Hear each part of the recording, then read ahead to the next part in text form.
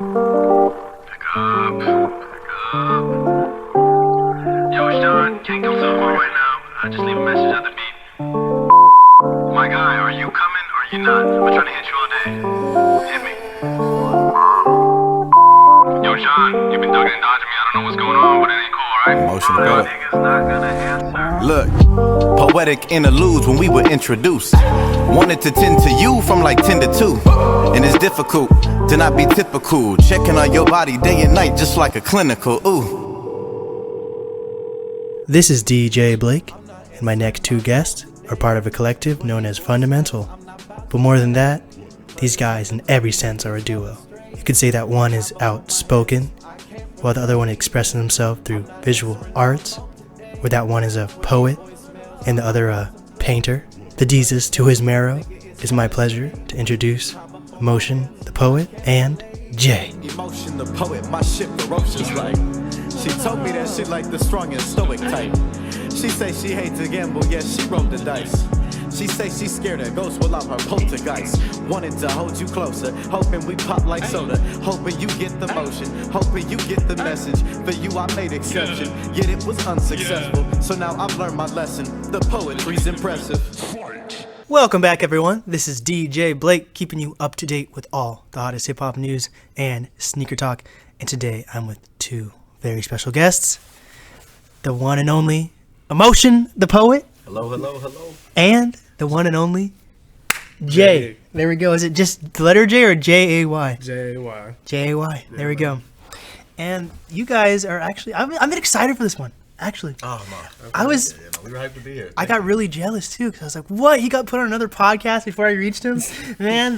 What's it called again? I keep forgetting it. Factual thoughts. Factual thoughts. You know. Shout out to Denzel Tracy. Appreciate it. Yeah, that was actually a dope interview. I just want to go more in depth about the art scene and everything out here in Seattle. Definitely. So, Emotion, start off tell the audience what you do. Cool. Appreciate you for having us again. Thank you. So I go by Emotion the poet. I'm a Seattle-based spoken word artist, R&B vocalist, dibble-dabbling with a little bit of music, but I've been doing that. I'm part of an artist collective called Fundamental. Essentially what that is just an artist collective that brings together other brown and black youth in the area to, kind of cultivate an experience for our people. But what I try to do is just do my spoken word. I do poetry. I do I have a typewriter where I write poems on the spot for people. And freelance writing and stuff like that, but really just try to be somebody behind this beanie and the sunglasses that you can relate to. So sure. Just try to make you feel something, essentially. Yes. Yep. And then I'm Jay. I'm a part of the same Fundamental group as well. So both of us kind of just fulfill the role of not only doing our own thing individually, but just trying to provide shows for people to be in. So we give people a platform to put their artwork out there as well as our own artists. So me personally, I'm a mixed media artist. Right now I work with paint a lot, but I'm really trying to get into just more, as much as I can. Yes. That's really it. So I don't want to limit it to say just painting right now because that's all I've done so far. But all my ideas are beyond painting. Mm-hmm. Like I'm trying down the line, I don't even know, like paint a lowrider Yeah. if I can, you know what I mean? Just something out there, like paint a house. Whatever it is, literally do studio setups, like that's all. So right now, just mixed media, trying to figure out my own style, my own lane. Mm-hmm. Outsourcing is a thing of the past. It means stuck in a box. True. Typecasting is all a thing of the past. Right. And I just want to get this out of the way. You look like, is it Marrow or Jesus? Do you ever want? Marrow, definitely Marrow. That's funny. It's gotta be Jesus. Yeah, man, I see it, dude. I've caught that.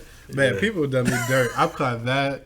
Arthur, Larry June. Larry June. Yeah, show him the fist. Bert. Oh no! You know what I'm saying? I caught some people came with some heat my way, man. So that's one of the better ones so far. Right, that's an honor. And you guys are part of a collective also, right? Mm-hmm. Yeah. How big is that collective now? Oh man, it's comprised of about 9 to 10 people, but it's 9 to 10. Just brown and black men and women, everything in between, and just different either mixed media, visual art, spoken word, and then we have people who don't necessarily like have more of a like artistic niche, but are doing things like as far as like IT or kind of helping us like set up websites, stuff like that. But essentially just a bunch of people who really just have like no paperwork or anything, just like a loyal obligation to each other, as well as to our community to bring anything that we've learned in our like individual endeavors back to the community, like for the community, by the community. So that's kind of what fuels fundamental and what it is that we do. So it's like, you know, we'll do shows, we'll throw events, but we'll also try to do events that, you know, either help promote like what it is that's happening in the community, as well as try to just support our community by doing, you know, like fundraisers, or, you know, just try to kind of change like the initial like negative narrative of like brown and black bodies and how you can sometimes view us with art, more so trying to connect us and our community with that, and that being art. So Right. And also too, like, provide a platform for us. You know what I mean? A lot of these gallery spaces are not open unless you know somebody within those settings. And being that a lot of us know each other, it's just better connect with us. Like you said, like keeping everything in-house, having our own musicians, DJs, visual artists, like videographer, like that will be something where we can provide that for people, to give them the platform to put their work out there, but then also keep that work in-house so that we can make sure that, you know, they're comfortable, that their time is compensated, that they have, you know, I mean, beyond just the minimal exposure, but like true connections with people, and to make them like, you know, have a space where they can actually collaborate in a comfortable setting too. Because sometimes, you know, I mean, you venture out into new spaces and, you know, people are open and whatnot, but you may not know anybody there. This is a group where you could come in and it feels like you've known everybody. Everyone wants to put Seattle on the map, but they're kind of like fighting each other, you know? So when I find these collectives and artists who are willing to work with each other and like, oh, you have a podcast? Let me shoot for you for free. Or, hey, you need an instrumental? Let me make this instrumental for you for free. You need artwork? Anything like that. Because right now, especially because everyone's still on the grind, not everyone has the money. You know? Yeah, man. It's a grind. For music, you know, like everyone wants it to be their first job, you know, that's what their job is, but a lot of people have to put it on a back burner. And then like I think it's more a thing of like the 80s where like you had a garage band and like you just have pictures of that up on your wall and then that was it, you know. But nowadays people they don't want to just be that garage band, they want to be something bigger than that. And that can happen, but people need to work together, or we're going to end up going back to that garage band phase, you know. Yeah, no, truly. I mean, we like as fundamental, like our, not necessarily like our slogan, but like kind of like a mantra that we always try to live by is like, if you want to go fast, then you have to go by yourself. But if you want to go far, then you have to go together. So that's something that we try to, you know, essentially use to kind of shape and not necessarily mold like everybody's mindset, but just that reminder of like, you know, we could go a different route, this, you know, and just, you know, kind of not necessarily like neglect everything that we've been doing, but we could just stay with this route of like, oh hey, like I know Jay, like I've met him with an organic connection, which turned into another connection with somebody else. That like 6 degrees of separation later, you know, and 5 other people later, we became, you know, a collective. You know what I'm saying? And then everything we've been able to do with that and after that is all like solely like just really like it's just organic. You know what I'm saying? It's not like, oh hey, you know, I know somebody who knew somebody. No, it's like, you know, I met him in real life. Like these are, like we work at the same place. So like, even outside of this, like our real day jobs, like this is my friends, like a brother, it's my coworker as well. You know what I'm saying? So it's just it's just mad organic. But yeah, man, it's I would say to that too, like the idea of putting something on the map is you just do it and then it happens that you are the people that put it on the map. Because it's like you think about anything else, like any other musician, right? Like let's just say, like I'm real big into like Memphis rap, and it's came back and like recently, like 3 6 Mafia put a lot of that like, on the map. You see what I'm saying? But there's other rappers besides 3 6 in Memphis who was doing their thing and who, you know what I'm saying, contributed to that style and like the way that it sounded. But they might have been the first ones to really pop and like popularize it. But now that style lives on forever and people are like readopting and stuff like that. So I'm not concerned with putting Seattle on the map, really. I'm concerned about the longevity of this, like, because even if we do get it to pop, I'm not just trying to get it to pop for a year or two and then be out of the public eye. If we could be doing this and it doesn't reach, you know what I'm saying, like globally, that's fine. But if it's something that remains consistent for the next few generations, you see what I'm saying, then that's something I'm more concerned about. So even though I want my stuff to be seen and I want to be heard through my artwork, I also want to think about it, like I said before, providing that platform for people later. Like I want, you know what I'm saying, like kids who are coming up, you know what I'm saying, kids who are in middle school, high school right now, who don't have the resources, who don't have the resources or the connections, because right then that's when you're harnessing your talent. That's when you still got the time to draw, paint, make music all day. You know what I'm saying? Because you really ain't got to hold much down. But you also don't have much money. You know what I'm saying? Depending on the family situation or just, you know what I mean, you can't really get a great job either. So I want them to have access to studio space, you know what I'm saying, to be able to record a podcast, you know what I mean, to express themselves and share their thoughts, but also, you know what I'm saying, in a setting where they have stuff to do that with. You know what I mean? Because everybody, like, you probably relate of having the little, you know, closet microphone set up, or like, you know what I'm saying? Or just, like, I know for the visual artists, just using, like, you know, real crappy paints and just other stuff before you really, you know, even know what's a better product for you to use or what would benefit you the most, you know, so. Right. What is the importance of understanding your roots? I mean, like, as far as, like if you're saying, like, knowing your roots, like, ancestrally, I feel like that is very potent to what it is that you're trying to do, because, you know, you have to know where you were to, you know where you're going, essentially, you know what I mean? Right. It's like, and I feel like that's, you know, adds to the authenticity of, you know, say, creative artists and, you know, whatnot. So it's like, even for myself, like, you know, as far as doing, like, poetry or spoken word and stuff like that, like, I always try to honor essentially where it was I came from, as well as, like, and then even, like, not even being from like this state, essentially, like, I'm from the East Coast, but, like, even coming here and, like, taking, like, what I was already kind of doing over there, which was, like, at that time I was a lot younger, so I mean, it was really just writing all the time and stuff, but like, you know, taking that and bringing that here, and then, like, always just remembering, like, you know, don't, like, I can't get lost in the sauce, because this is, like, you know, this is what I've been doing. You know, like as far as writing or the poetry and stuff like that, like, I feel like when you get lost in the sauce, and this is not necessarily like with the poetry, but, like, if you get lost in the sauce, I feel like that's just one of those things where it's like, you know, it can happen to anybody, and, you know, you start seeing something or whatever, like, kind of like a temptation or whatever, but it's like, I feel like if you kind of know where you've been, and you know, keep your head on right and whatnot, you know, I feel like that would add to whatever it is you're trying to do in a more organic way that would, like, not necessarily profit, like money profit, but that would better profit you later on. You know what I'm saying? Just kind of knowing what it was that, you know, where you came from, and, you know, what it is that you're trying to do, as opposed to just, you know, kind of just, you know, not necessarily going with the flow, but just, you know, oh, I just started doing this just to do it. And it's like, oh, you know, well, if you look back, you know, maybe, you know, somebody in your family had been writing for years, or like even in my family, like, my mom, she had been writing me a book since I was born, all the way up to, like, pretty much like modern day. So she was just writing in it different things that she thought that she wanted to highlight about, like, my life. So then when she gave it to me, she had stopped at a certain period, but the idea was like, I'm gonna give you this is from my perspective of how I've seen you grow and, you know, mature and kind of, you know, blossom, essentially. So then looking back at that, I was always like, you know, I'd always kind of wondered what, you know, where like writing kind of took off for me, and then it was already there. You know what I'm saying? I just had to go back and find that. And after I found that, I was like, oh, okay, you know, this is what I'm really trying to do. You know what I'm saying? It's not no faking in that, because that had already been happening before I even came along. You know what I'm saying? She was just, oh, okay, hey, like, you know, you did this or you did that, and then eventually when she gave it to me, I was like, that's crazy, you know, because she wasn't necessarily knowing that, like, writing was a big passion of mine, but it was already, you know, I mean, it was already in the cards. Yeah, you know what I'm saying? for sure. So yeah, definitely, I feel like, you know, you got to know where you came from. You know what I mean? In any aspect, really, but definitely. Yeah. I mean, pretty much the same thing. Like, I agree. And also, too, you just have to know the history of where your people have been, especially here in America, because a lot of time when it comes to, like, African-American history specifically, they stop at a certain point. You know what I'm saying? And the way we talk about it is not highlighting the fact of what people did. You know what I'm saying? We were captured, we were enslaved, and then all of a sudden we have a black president. You know what I'm saying? Like, they just skip over a lot of stuff. So they're not going to highlight the time periods or even what the people did. Like, I think in my travels, I went to this place in Louisiana. It's called the Whitney Plantation, right? And they really highlighted the everyday life of the slaves and what they did, right?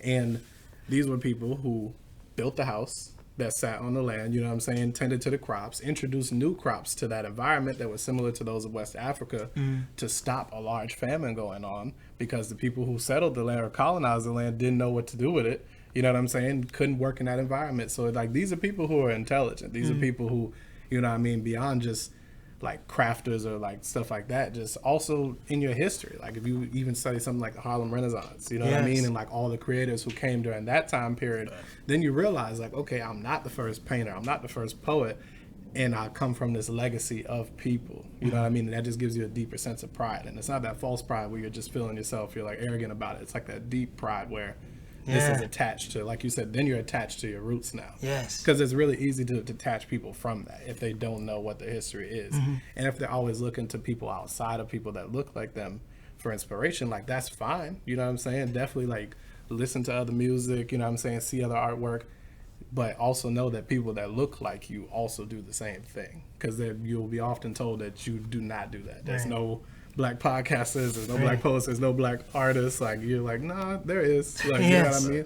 I think that's the beauty of social media nowadays too, is like, even though we've been uprooted in many ways, now you can kind of reestablish those roots across the world to see like all the different people who are younger and black and doing their thing. You know what I mean? So you don't have to just rely on major media. You know what I mean? You don't have to just rely on the news or some media outlet that's gonna, you know what I mean, put whatever they want to out. That's true. Do you think Seattle does a good job of connecting the black community with one another? I feel like we do a good job of it, Yeah. but maybe not Seattle, you know what I'm saying? Because we'll find each other. Yeah. You know what I mean? You go anywhere. With the brother knife. You know what I'm saying? For real. Like, you go anywhere. Like, we'll find each other wherever we're at. You know what I mean? Right. Like, that's how this collective formed. Because I know me and him, we were later to the group. So they had already done their first show, and then we were in by the second show. So we had went to the show, Right. connected with everybody, started talking, and then after that, we came into the fold and contributed what we could, too. You know what I mean? But that was from a mutual interest. So they're like, yo, we do this too. Like, they're like, man, come to a meeting. Like, come talk. Like, let's chat. And immediately embraced with open arms. So people, we're always looking for each other. You know what I mean? It's just where, you know, sometimes that's what it is. Like, it's hard finding the spot. You know what I mean? How do you guys make sure that you're stay relevant and helpful in your collective? You know, you're not just like, you're not just there. You're actually adding to the collective. I mean, honestly, it's like we had like, you know, so similar like what Jay said, is like we had came in like after they had did their first show, and then after that we did a show with them like as a whole collective. So then we became Fundamental as well. Right. It happened back in February of last year, and then after that, like that was like the show just, you know, turned out pretty well. So then we had known like, okay, like if we want to continue to take something like this, which is like, you know, this is like bigger than, you know, everybody, this is like bigger than everybody in the group, it's bigger than us, like an opportunity to, you know, give a platform to someone who might not have it, someone that might, you know, looks like us essentially. So it's like we knew that we just had to kind of start to double down on like what roles and positions in the group would look like, as far as like, because, you know, like I said, we don't have any, you know, we don't have any paperwork, you know, keeping anybody together. It's just the loyal obligation we have to each other as just friends. And then, you know, people with, you know, with a very similar drive and mission to do one thing, which is, you know, connect our communities and, you know, be driven by that community. So what really came with that was like, okay, we need to start establishing roles, start establishing kind of logistics, what that looks like, as far as, you know, because we you know, we do everything ourselves. So it's like, you know, who's creating the tickets that, you know, people who are coming to see us are going to buy, or like who's, you know, going to be the person when you come through the door that's going to greet you, or who is going to host these events, or like who's going to make the communication between, you know, us to another venue space. And then even with that, like a larger sense of camaraderie was like able to form, because it's like, all right, now like we're working at like, you know, this is like a dream for me. So it's like I'm working at my dream with someone else who's working at their dream. Yeah. Now we're all doing it together. So, you know, but we got to be serious about it. So it's like, all right, like, you know, I'll do this, he'll do that. So, you know, we start passing roles around and like, you know, oftentimes switch them up and whatnot. But and even with that too, it's like what we try to do is like, as well as offering that platform, is like, you know, we kind of take away that part that like someone who might be utilizing that platform for the first time might not necessarily be you know, familiar with, which is just like the marketing or stuff like that. So those are all things that like we all learned and then passed the knowledge around to each other, and then now try to implement to other people who might not have it yet, but then we try to show them the way by just, again, you know, passing roles and stuff like that, logistic team and whatnot. So yeah, because like for myself, I do like a lot of the communication in the group, but like I'll, you know, create our Eventbrites or stuff like that, or like, you know, but then I know like if I'm not going to be able to do it, I can pass that off to somebody else, and it's, you know, it's just a communal toss of, hey, like, you know, if I can't do it, I know you know how to do it, because we all, you know, we all just been kind of circulating our knowledge and stuff like that. So I don't know if that necessarily answers the question, but that's kind of, you know, that's kind of, you know, how we kind of operate when it comes to things like that. You know what I mean? So you don't, no one feels lesser than another person in your collective. No, not at all. Because that's not how it should be. You know what I mean? Because it's like, once you come up with that pecking order of people, that it's like, is this person more important? Because I think when it comes to it, we're all trying to cultivate it together. And like you said, since we're not contractually obligated to each other, then that makes it even more organic. You know what I mean? But to answer your earlier question too, like for me personally, I'm always trying to think of new and innovative ideas to bring to the group and just tighten up like weak points that we may have. So if there's something that I know I can contribute more of, I'm trying to make that a better thing. You know what I mean? Like even something as simple as like having an agenda for the meeting. You know what I mean? Just to make it flow smoothly, you know, or just like maybe one of our group members contributed the idea of putting like what do you call those little barcode scan things? QR codes. QR QR codes. Yeah, codes, he would like put those on the flyer. You see Yeah. what I'm saying? So people can scan it on their phone and like just little stuff like that. Yeah. Like always coming up with new ideas, and then that's always like the connections we made in the show, because we've had people outside the group be vendors in our show, and we maintain those connections. And those are always people that we're looking for to be a part of the group as well, just to like have a new perspective. So we don't always want to just have the same few people thinking of ideas. If anybody new comes into the fold, we want their ideas equally as much, because they might put a new set of eyes on it where we might have missed that.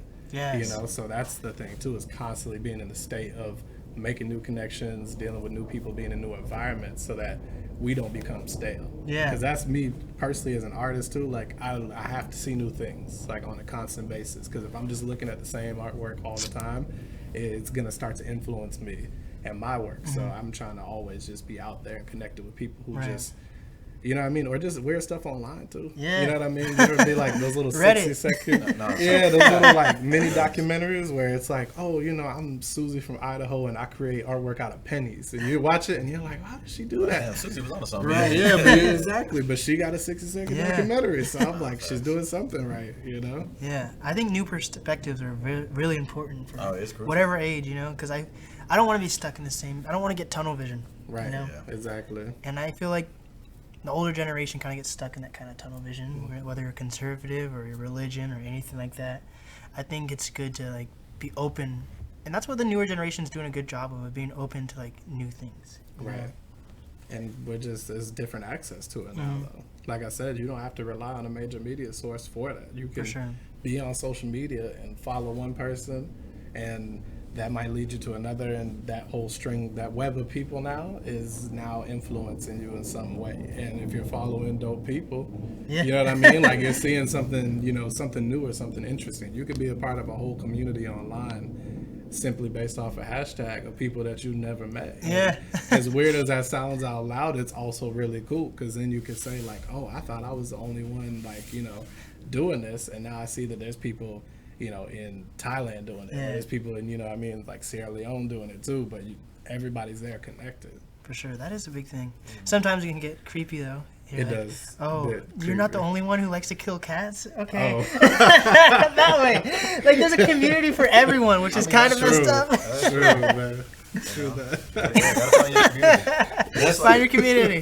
No, I mean, because honestly, man, it's like I like to look at what we do as kind of like you ever play like Modern Warfare 2? Yeah. Yeah. So like basically, I've like visualized it in my head where it's like we're all different people from like Modern Warfare 2, like all in a different like all in one lobby essentially. Yeah. You know, but it's like when you make friends on the internet through that, and then like you meet them in real life, but like you know for the most part, like, oh hey, like I'm gonna hop online, you know, BXR27 will be there, you know, okay, hey, Braden will be there, woo woo, and then y'all like keep a friendship on there. You guys have a like a mission and a goal. Whoops, Yeah. I spilled water on myself. But anyways, that's just kind of how like I look at us, where it's like, yeah, we really just like, you know, we all meet up, you know, like once a week and stuff like that, and like, you know, we all got like the same goals and stuff. But it is really like just like a adult version of like an Xbox party, pretty much. Yeah. Like no mics, we just meet in real life. You know what I'm saying? Like For real. the party actually happens at you know, this bar called The Point in Buran, you know, and that's pretty much what, you know what I mean? So what is does the collective stand for something different from what each artist stands for? Like, do you stand for, you might share the same goals as your collective, but do you think you stand for something different? I mean, honestly, it's like I feel like we all have like like a very similar goal, which is what we're working towards in the collective. But like I know individually, we all have like kind of different aspirations and stuff. Where it's like for myself, it's like, you know, I stand with the mission that we all have together. However, individually, like when this is all said and done, like the beanie and the sunglasses are off, like I tell Jay all the time, like I'm really just trying to open up like a sausage, egg, and cheese store. That's all I want. You know, so whatever gets me closer to that, like if I write $1 million poem and I can get an investor or something like that, I mean, you know, it's gonna be sausage, egg, and cheese everywhere. And every bag is gonna have a beanie on it, and then the sunglasses, like it's. He's not lying. That's why I'm like really laughing. No, like So you know what I'm saying. So it's like as far as like in the group, like I feel like we all trying to do the same thing. You know what I'm saying? We're all trying to leave our traditional 9-to-5s and like make this the full time. You know what I mean? And like all of that. But you know, like if I could retire doing fundamental, I would retire with, you know, a Dunkin' Donuts sponsorship, hopefully. You know what I mean? So you know, we'll see. Shout out to Dunkin'. But Right. I'd say, yeah. as a group, similar goal. But I mean, for me individually, I just want more people like me to be able to do work, because I know for me, like, I'm a more introverted person. Like, it took me putting myself out there and being a part of this to like really push myself to be a part of like whatever art scene it is in Seattle. But before that, I was doing all the same work. I was just keeping it at the crib. Like, stuff would be hung up on the wall or like stored away somewhere. So I just was like, man, somebody's got to see this, because everybody who knew me personally and who had seen it was like, oh, I like your work, like, this is dope, you should put it out more. And then I posted a meme on Instagram, right? And like, it wasn't really like super serious, but I was kind of just like testing the water. But I forget the dude's name. He used to be on Vine, he's on YouTube and shit, but it's him yelling at another person like, quit playing around and release your art. And like, he's yelling. So people had commented on it though, and they're like, no, for real, do that. And you know, I was like, it actually got like a decent response. Not a ton of people, but people were actually like, yeah, for real, do that. And so I did my first show with him back in like real late 2018. And then after that, seeing the people come out and actually appreciate my artwork, you know what I mean, for stuff that I kept very personal, I was like, okay, this is real. So I just, for people that are coming along who are new to it, but also maybe introverted like myself, I want them to feel comfortable. Like, okay, you can step out of your comfort zone and do this. And like, not that I'm trying hard to be like this super big inspirational person, but I just want to do it, you know what I mean? So that just kind of like a lead by example. Like, I'm definitely not going to be leading any, motivational talks anytime soon. I have a dream. But for real, but at least like then, like if they see and I like, kind of share that part about myself, they're like, all right, somebody similar to me has done it. So that's my main mission really, is just to get more people out there, because people are doing stuff all the time. Like, I feel like naturally humans are creative, especially the younger you are. Like, when you're, like, we both work with kids, so it's like watching the kids, they don't have any rules or barriers as to what they do. So they don't even know how stuff works yet. So they're willing to try anything and everything when it comes to creating stuff. So it's like with that, I want them to be able to hone in on that and like figure out what they want to do with that. You know what I mean? So it's like, that's my main motivation, really, to bring that out of everybody. Because people will tell you all the time, oh, I can't do music, oh, I can't draw, I could draw stick figures. I'm like, you ain't tried. Like, you know what I mean? Like, if that's not what you want to do, fine, that's cool. But also, like, if you have the patience, you could do literally anything. You know what I mean? Because you have to be working and building on your craft every day in order for it to end up being fruitful for you. So passionate people do find passionate people. Birds of a feather. That's what a collective is, just passionate people together.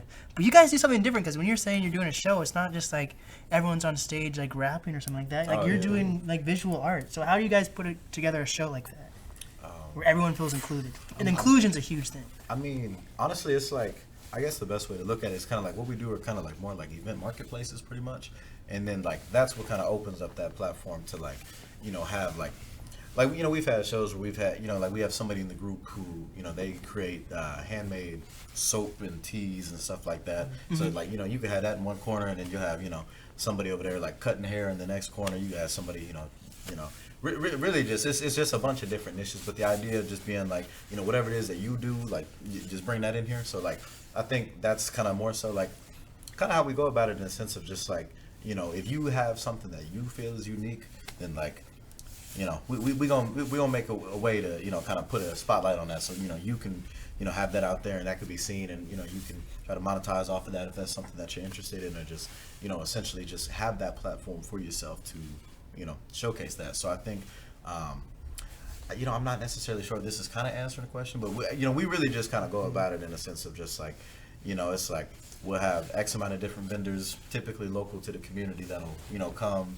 and they'll shoot their little application and woody woo, and then as soon as they get in, then we'll typically have some type of like, I'll either like MC it, or we'll have like someone in the community that is like either like a local performer, and then kind of give them the ability to perform and stuff like that and whatnot, and then that's typically how they go. But like, if we're doing like one of our like usual events, but we've done stuff where it's like we'll do car washes to help raise funds for someone who's doing repairs on a shop that was passed down to them, type of deal. Or like, there is the Seattle, I believe it's, I don't want to butcher, I think it's the girls' school, the Seattle Girls' School on South Jackson. A few of us went and repainted the walls, essentially. Oh, wow. So that way, they could try to, just, make it look, spruce it up a little bit, and, save the people in there, a little bit of money from having to go with these, huge commercial companies. But instead, we were like, hey, we're willing to help a hand to you. If you, trust us with holding a paintbrush. And it's like, I was one of those people where it's like, Jay will tell you I can't paint, but I give you the best I got. Yeah. I typically hit with the typewriter, but I was emotion the painter that day. You know what I mean? So it just kind of depends, honestly. Oh, man. You know what I mean? But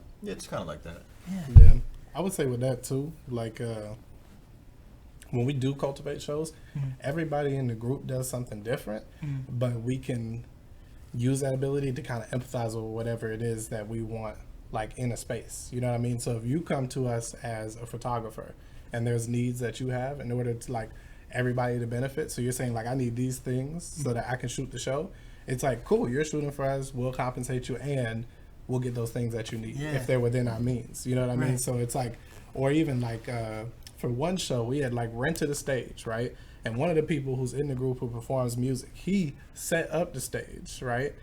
Like, did the sound check and everything. And that's what I'm saying. Like, you have that experience of other artists working with other artists. Yes. So it's not detached in a way. Like, it's not like you're just pulling up at some venue and they're like, all right, here's the keys, like, right. Figure it out. Like, no, we'll help you figure it out. Or the last event, like, I know, like one of the person who's like, he like does a lot for the group, and this was like his brainchild. He was setting up like for vendors, like helping set up tables and stuff like that. So we're always trying to be as accommodating as possible and make sure that like everybody wants to return. Like that's the real thing. Like we want to keep working with people. We want people to consistently be a part of shows, and the only reason we wouldn't have people really is just because we couldn't fit them. That's it. And even when we go into a space, we're looking at it for the benefit of the artists in there, like for the performing artists. How are the acoustics in here? You know what I mean? Like, is this going to be like, is there a stage that we need to bring, or is there a stage already there? Right. How much room do we have for the visual artists? We're looking at wall space, you know what I mean? To see, okay, what all can we fit on here? Like, we don't want to cram people in either. So we're like taking all that into consideration and making sure that we can provide the best show and the best space for, and even for the audience. You know what I'm saying? Like, we do, usually do like 21 and up for the shows, but, like even the tickets that you buy come with drink tickets. You know what I'm saying? So you can get your drink on, you know what I mean? And have fun and stuff. And like, we try to put all that in there for everybody so that they want to come back to the shows. Because we want to make a show that we would want to be in. Yeah. You know what I mean? As opposed to just packaging something that we don't believe in. Right. Make your own Camp Flognaw type festival. Oh, man, look, trust me. Trust me. No, it's on the way. It's on the way, because it's honestly like, like Maya Angelou, like she'll always say, well, not always anymore, but she had said it once where it was like, you never remember the things, people say or do, but you always remember how they make you feel. And that's kind of like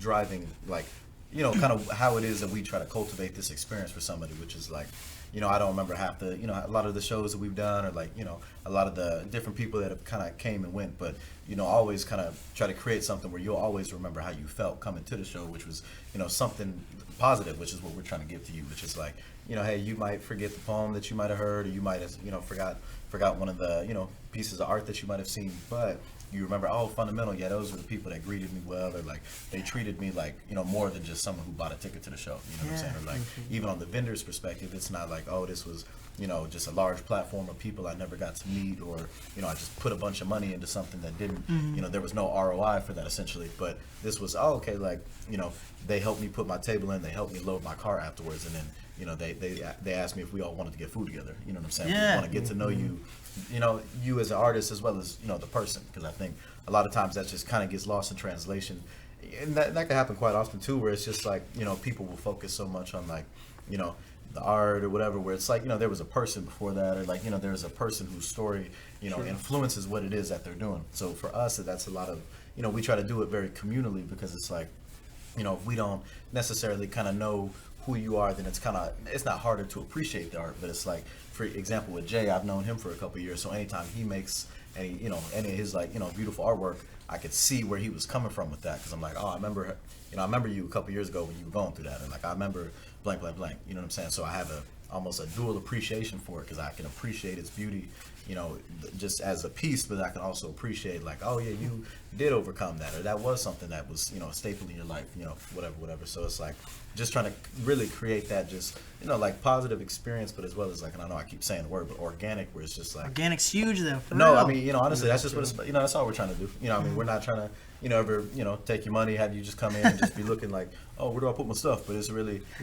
the moment you like submit anything to us, or like, you know, whatever. All right, let's work. You know, let's get to know this person. We're flying through the Instagram and trying to get to know you. We're like, you know, inviting people to the meetings and just really, hey, what's your life like outside of this? Or like, you know, why, you know, what's behind, you know, blank.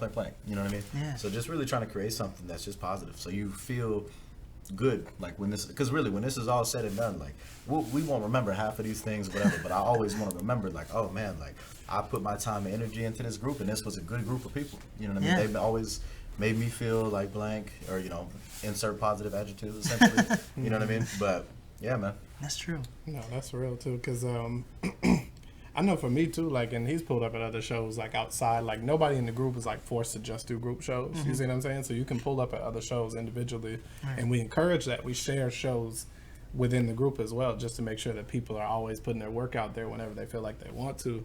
So I know you know, not naming names or events, but I've been to other ones where they're a lot less accommodating, and it makes you not want to come back or build a connection with those people. And not to say that it's bad for those people or whatever, but that may potentially be a strong connection. Right. But the feeling that I get, you know, or the first impression that I get, if that's not strong, then I can't build from that. I can't strengthen that connection anymore if I don't feel like I'm being, you know, if the hand is extended back to me. So I think that's very important in what we do. And, you know, you can feel it. You can feel it at a show when you just paid for a space and they're just like, all right, good luck, you know? No, honestly. It's a good point to emphasize for sure. You know, Yeah, man. what's the importance of a community to you guys? You said the importance of a community? Yes. Oh man, I mean, you know, honestly, I feel like that. I feel like that's one of the most important things, if not, you know, like, and a lot of that is also kind of dependent on like, you know, what it is that you're trying to do, or you know, what it is that you believe in, that or that you're, you know, putting your art towards. But I feel like that's one of the most important things, because it's like, if you don't have a community, or you know, if you're not a part of a community, you know, I'm not gonna say it's like, you know, hard to sustain, but I just feel like, you know, having that backing, or those people who are really rooting for you. So it's like, even, you know, like fundamental, like that's my community. You know, it's like, I look at it and I take things like that very seriously, because it's like, you know, I don't have any brothers or sisters. Like, I moved to this state, you know, a few years back, but it's like, you know, I've been here for long enough, but essentially, like, I've had to kind of pick the family that I've, you know, created and I've met through the different connections I've made throughout my life and stuff like that. So with that being said, it's just like, you know, my community, the people around me, or, you know, the people closest to me, the people that, you know why I wear the sunglasses and the beanie, the people that, you know, understand kind of what it is that I'm doing, or, you know, whatnot. And those are the people that fuel me, and essentially becomes a, like, you know, just a reciprocative process, where it's like they have put that energy into me, and now I can put that back into them, and it's never necessarily a drain, because it's just a constant cycle of, Right. we believe in you and I believe in them, and because they believed in me, you know, whatever, like I can constantly, you know, I mean, it just keeps going, you know what I mean? So I think community is very, very important, like, and that kind of ties in with just knowing where you come from as well too, or like knowing what community it is that you're trying to serve. Or like, we try to serve, you know, any community that we can, but are constantly just trying to serve no matter what, because at some point in time, whether we recognize it or not, like, there was a community that served us and brought us to where it is that we are, even if, you know, like, whether we saw it or we didn't see it, that there was someone or somebody or an entity already doing that, creating that for us to, you know, even have that idea of like, man, I should try to do this, or like, you know, like kind of like how Jay said, his, you know, like online community that was like, no, you should really pursue pushing your art out there. You know what I'm saying? And then, you know, people that, you know, were backing him that he may or may not have known, but definitely a community of people that were like, we believe in you. This could work out for you. You know what I'm saying? And then, you know, it does, you know? So I believe community is very, very, very crucial, man. That's important. Yeah. You know what I mean? To piggyback on that too, your community is a reflection of you. Yeah. So I think a lot of the times, like, people don't even take into account like the ideals that you have, you know what I mean, the motivations that you have, what you want to pursue. All those should be the people that you surround yourself with. So part of something that happens, like when you get caught into the, you know, the 9-to-5 daily grind of having like a traditional job, you're around a bunch of people where, like, you know, these might be cool people. You might kick it outside of work, grab a drink or something, but it's like, do those people share the same interests? To the normies. You know what I'm saying? Like, Right. and no, for real. And honestly, even in school, that's funny you say normies, because like, you might be the weird group of people. You know what I mean? And I had a friend a while ago, like, I was hanging out with some different friends, and he's like, man, they're weird. And I'm Was it thinking, Ernie? Or but no, he's like, man, they're weird. And I was thinking to myself, I'm like, I know you too, bro. You're weird as hell too. Like, you are weird in different ways though. You know what I mean? And that's fine, but you kind of got to find whatever weird it is you have, Yeah. and that's your community. And hopefully it's nothing like super out there like the cast thing, but You know, Yeah, but that's, you know, you should have. Yeah, you should be in a community that reflects you. You should be a part of something that you would want to be a part of and be cultivating that for other people. So that's why it's so important. And then as humans, we thrive off of community. You know what I mean? Maybe you're not the most extroverted person or you don't always want to be around people, but at some point, you know what I mean, it's nice to have that. It's nice to have Support. You know what I mean? Support, family, friends, you know what I mean? Like something, a community that you can just go to for specific things too. Like maybe not every community that you have is always, you know, just art folk, you know what I mean? Like, or just like the scene. Maybe sometimes you need to step outside of that. You have some other hobby or some other interests, and those are your community too. You know what I mean? So that's why it's so important, because you need it in some shape or form.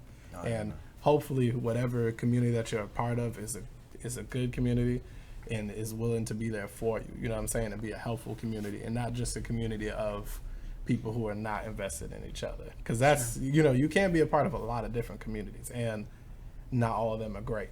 So That's true. Yeah, man. I mean, you know, your vibe attracts your tribe. You know what I'm saying? So, like, that's how we found each other, essentially. That's how, you know, I feel like things like this, happening are always, like, again, organic. Because it's just like, you know, once you really start working towards something like that, or you start putting that out there, like, you know, if you believe you deserve it, the universe will serve it. Yes. You know what I'm saying? I agree. So it's like, once you put that out there, like, eventually, like, and I tell Jay from time to time, it's like, I'm, like, real tapped into just, you know, kind of like, you know, like a spiritual side of things, which is like, you know, understanding numerology, or like, you know, my angels talking to me and stuff like that. But I see how that works out, where like even the tables that we sit at are changing for the better now, in the sense of like, okay, I'm finding myself around the like different people who I've never met before, but we share a bond that, you know, is like an unspoken connection based off of just me relating or resonating with whatever it is that they're about or what they're doing and stuff like that. You know what I'm saying? So like a lot of times those are different people that are like not working a traditional 9 to 5.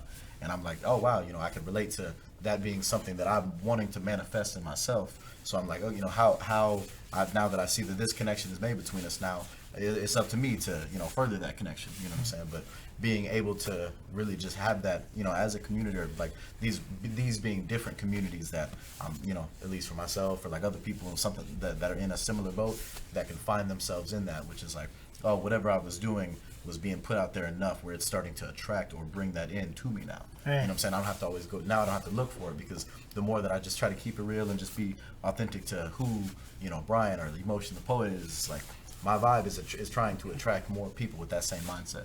You know what I'm saying? That same, you know, communal mindset, or that same familial aspect, or that same want to move tribally. You know what I mean? So, yeah, community is crucial. I would say with that too, like, honestly, building up a part of yourself too that you can be a part of in like a different community. You know what I'm saying? So it's like when you venture out into different interests, you can take that side of yourself and really flourish in certain communities too. Like maybe you're super goth, you know what I mean? But you might not be goth at the day job, but when you go out to certain concerts, you on just goth all the way, you know what I mean? And you can dress different, act different, and like that's still a part of yourself that's authentic, but it may not be something you get to share all the time. Because like, I'm not in a constant state of creating like I like to be. So with the regular day job, like it's cool. I feel like I serve a purpose, but also, you know, when I get to be Jay, I get to be Jay. You know what I'm saying? And that's still me. Like, you know what I mean? That's still a part of me, but you may not get to do that all the time in certain communities. You know what I mean? So it's like kind of finding your own lane outside of just whatever your regular life is too. Right. Do you wear the sunglasses at your day job also? Oh man, that's funny you ask. I mean, I tried. You know, You tried? You know, no ableist, but I was gonna tell him I was blind. You know, no, I was. I would like to, but I can't, unfortunately. So it's like, you know, but very similar like what he's saying. If you catch me at the day job, if you catch me Monday through Monday, 9 to 5. My name is Brian. You know, I work with kids. I'm out here trying to make sure that they have what they need, and you know, just be that person for the community. Right. You catch me at 5:30 on a Friday, you know, I'm alive, baby. So, yeah, man. Are you worried about your eyesight though? Like You wearing know, sunglasses inside? You know, it's funny. People say that all the time. Like, oh, you know, to be honest with you, and you know, Jay, he can speak to it.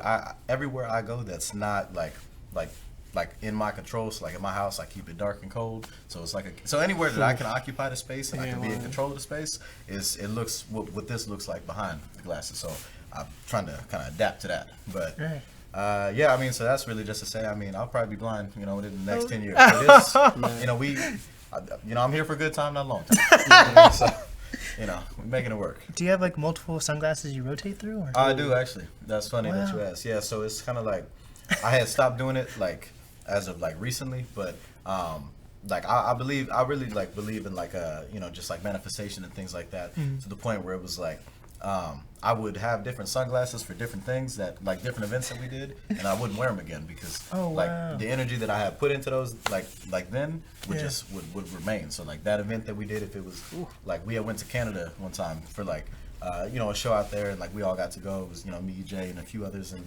whatnot, and you know, I had felt, you know, good about how that had went, and I felt like I had accomplished a lot of things that just like me personally as a person, I was like really looking forward to doing and whatnot. So like once that happened, the energy in that, I was like, you know, that was Canada. You know, those are Canada sunglasses. You know what I mean? But you know, I've got, you know, the day-to-days or whatever. But you know, I always keep them on me. You know what I'm saying?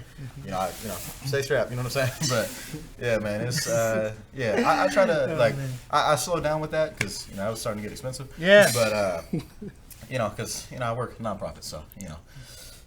Till I could get a, you know, sponsorship by you know, Ray-Ban or something. Really? You know what I'm saying? But till then, man, yeah. Yeah, I always use my sunglasses, so I just go for those. Dude, you can find so many good sunglasses at like those like small like farmers markets or things like that. You can always, man. I'm telling you. Man. I like the circle sunglasses the best. Okay, yeah, man, yeah. You gotta have the right face shape for it. Yeah, though. for sure. It might look good on you, but the bigger your head is, like I'm telling you, there's different sunglasses for different shapes and whatnot. But I feel that these are prescription though. I can't see nothing without these glasses. I'm so serious. Yeah, for real, man. It's terrible. Like it's pretty bad. But yeah. Do you guys have any tips for me when it comes to facial hair though? Because what you see is what you've got. Like for this, man. Oh, dude, I'm about to say, don't let this. I've never shaved. This is all I have.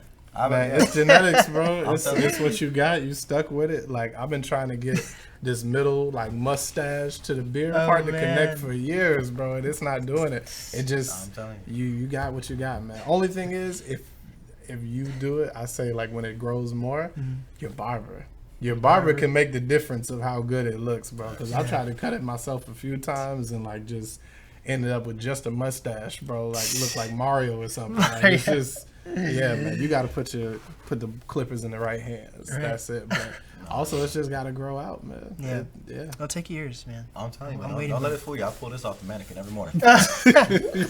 Hanging behind the ears. I'm playing with you, but yeah, definitely. I mean, I would trade you for that beautiful head of hair. I mean, this thing curls for days. Yeah, for real, exactly. That's where my hair went. It just migrated down. Right down. For real. I say that's all I got. And that's why I got to wear the sunglasses. I ain't got eyelids underneath this. Nah, for real. Because you guys have known each other for so long, though, like you guys are part of this collective, but are you guys in a sense kind of like a duo at the same time, like you two? Oh man, low key. Yeah. Yeah. I mean, well, because honestly, what like stemmed out of that, and it's like it's just like even a blessing just to be here, like on this. Like I appreciate you so much because it's like.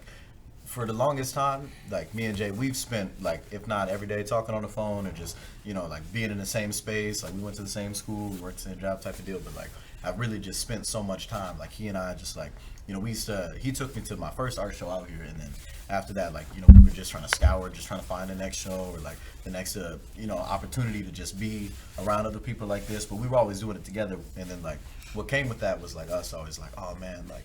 You know, because we're pretty similar, like, outside of this, too. So, like, we're like, oh, man, we got to do this. Or, like, maybe this will happen. Or, like, you know, could you imagine if one day we end up on a podcast? Or, yeah. Could you imagine if one day we end up doing this? It's the universe, man. No, literally, man. Like, literally, we spent, I can't even look back at, like, the call log, just hours on end. Just, man, could you imagine? Like, what would you say if we was on a podcast? You know, I'm going to tell them the story about, you know, hey, don't say that, don't say that, don't say that. You know what I mean? So, it's like, even, like, moving, you know, again, like, kind of tribally, we just do it together. You know what I'm saying? Like very similar, you know, real similar people, but very similar aspirations as far as just like wanting to just do what it is we want to do and having that autonomy, you know, and creating that for ourselves and what that experience looks like. So like, you know, we don't do every single thing together, but definitely if it's kind of art related, I mean, I'm shooting him a text on, hey, what do you think about this? Or he's, you know, hey, here's a new piece I did. You know, what are you thinking? Or like, you know, hey, like if I find a show, I'm like, hey, is there space for vendors? You know, I'm gonna toss it to him. Or it's like, if he's found something that's like, hey, people are looking for, you know, open mic or, you know, spoken word artists, he'll shoot me the link. You know what I'm saying? So, like, definitely, like we're definitely like kind of like, you know, Jesus Samaro. You know what I'm saying? Hey, you know, got the beards too, man. You know, bad boys for life. Bad boys for life. But yeah, man. That's funny. So, are you focused on making like an album or anything like that, or like when it comes to like your art? Yeah, man. I mean, so definitely, like I was, like I was doing, like I had started this like a long time ago, just trying to do like, you know, being like a rapper. And this is like way back, like elementary, middle school days. Like Right. I just rhymed a couple words together, and I was like, man, I might have something here. You know, it's like, I was like, the streets don't know about this. You know, what I'm saying? But yeah, man. I mean, now actually just trying to take the craft and whatnot seriously is like. I'm currently working on an EP, and really like looking forward to that. That'll come out on my birthday, and it'll be March 23rd. So it'll be my golden year. I'm really excited, man. It's gonna be cool. And yeah, like I'm just like I started doing the spoken word, like you know, like kind of vocalist, you know, sing a little bit, a little R&B and whatnot. I've had like opportunity to like just the blessed opportunity to be a part of a couple other people's stuff, like Ricardo Esteban. He's got EP coming out. It's called Downtown. So your boy, I'll be on that. That'll be cool. Just you know, layering vocals and stuff like that, man. But I'm honestly like just trying to do like kind of anything I can. So like in the sense of like I firmly believe in like when I get like my goal is like when I get to the end of this and really like beanie sunglasses off, and even when the you know sausage and egg and cheese store closes down for the last time, we sell our final biscuit and you know all of that. I'm like I just want to get to those pearly gates and tell God like I did everything that I could with what you gave me essentially. So like I'm trying to do anything. You know what I mean? You might catch me out there, you know, modeling one day. I'm going to hit the gym, you know. But, you know, we coming back into it, you know what I'm saying? But as far as music, yeah, man, I'm definitely tapped in right now. Kind of like trying to, I wouldn't say pioneer something new, but just do something different, which is like kind of like a mix of just like this lo-fi R&B intermixed with the poetry. But I always like lace a track with like, I throw like a poem in there somewhere no matter what, because that's where I came from. That's who I am. You know what I'm saying? I always have to keep it real. Like that's, like you know, because I can rap, but I'm not a rapper at all. Like, not a rapper. Just a poet, and you know, a guy who can sing. You know, but really just a poet, like sunglasses in the booth guy. That's me. You know, but yeah, man. So March 23rd, intro to the Slumflower series. Hey, that's dope. Yes, sir. Yes, sir. What are you guys' inspirations? I feel like you like Common. Do you like Common? Oh man, yeah. Oh, That's another one. Yeah, facts. But yeah, Common. Brent Fayez, that's my dude. Yeah. I love that because we're like, he's from Maryland. I'm also like from the East Coast, Maryland, DMV. Moved here from North Carolina, Fort Bragg back in 07. But yeah, him like that's one of my like biggest influences. Like I really, because I really I don't want to say any bad words, but I really enjoy what it is that he's doing. You know, I get down with you know, everything he does as far as like fuck. well, you know, since we that's my you know what I'm saying? Yeah, nah, yeah, that's my brother. Yeah, I get down with him, you know, in a sense of like his artistry is mad cool, as well as just him as a person too. Like it seems like that's a real dude. I enjoy that. So like yeah, him. You know, some local people as well too. Yeah. Like a lot of local people that like people probably wouldn't think that I would be like I would be interested in, but like I listen to like a lot of, you know, Dave B. I listen to like Gifted Gab. Yeah. She actually performed at one of the first art shows that me and Jay ever went to, which was the Beast Mode art show. Oh, yeah, Shout out I to Barry ripped it, Paints. too. Yeah, she destroyed that. You know what I'm saying? And it was so cool to see her in that, because I was like, man, like, you know, she has no idea who I am. Like, there's like literally no idea who I am. But I remember watching that as a spectator, just like, that is one of the most talented people I ever met. You know, her, Lex Raps. That's that's like, he's in a group too, but I also look to him like as like a mentor figure and just like a good person to talk to, and that I can trust as far as just, hey man, what do you think about this, or how you know this verse or whatever. You know what I'm saying? But yeah, a lot of my influences are actually just people I know. Like Jay, I'm mad inspired by him because I can't paint, but how like what he stands for as a person, like I appreciate him in that way. So like that influences a lot of, kind of shapes a lot of who I am in my everyday life, and then who that person is like what gets put into the music. You know what I'm saying? But yeah, I mean honestly, my influences, my friends, and then you know the people I would like to be friends with, Brent Fayez. But dude, has he performed it, or is he coming? He's coming March 19th. Okay, Yeah, he's on it. Trust me. Oh, trust me. I love you. From Raw. So, Look, I'm helping to make the sign. I'm telling you, man. So yeah, we're gonna be there. Look, man, I'm trying to think. Influences, man. There's like the major ones that I feel like low key everybody is influenced by, but then like he said, there's also like local people. I say major one like Pharrell. Pharrell, man. God. Pharrell's like a beast, bro. Like he just. Pharrell inspires me because Pharrell does everything. You know what I'm saying? So it's like when he went from producing to like, you know what I'm saying, in a band, making music, dropping a clothing line, doing a score for movies, like, you know what I'm saying? Just I want to be on that same level.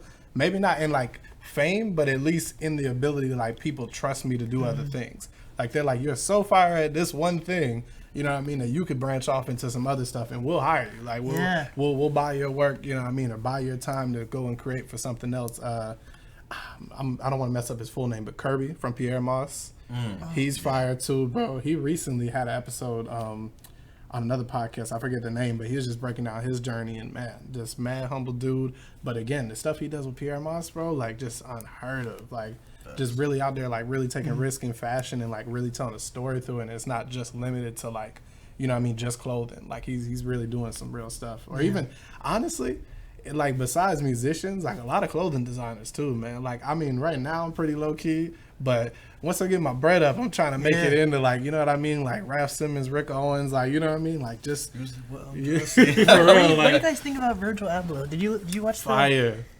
Man, are you talking about what? Like his pieces? Or? Yeah, all of it. Like, did you see the new Joe Rogan interview with who was he interviewing? He was interviewing someone, and they brought up Off-White, and he was like, "What the fuck is that? There's a price tag still on it. You're supposed to keep that on." Oh, he's like, I want to clip that shit off. Right. Honestly, I like it a lot, but I like to see black designers eating too, because Shane Oliver from Hood by Air, I really like rocked with him heavy, especially when they were like really, really popping, like 2013, 14. Yeah. So it's like I just really like to see that, because honestly, like, one of the things that inspires me visually is when people get to do a runway show. Yeah. Because not only are they like picking the models and dressing the models, but they also get to do like the landscape around it. And I've seen some really weird ones, man. And it inspires me because I'm like, you always see those funny pictures where they have like some garment of clothing that's just out there. Like a person's wearing like a whole balloon as a dress. And you're like, man, that's dumb. Like, why would somebody do it?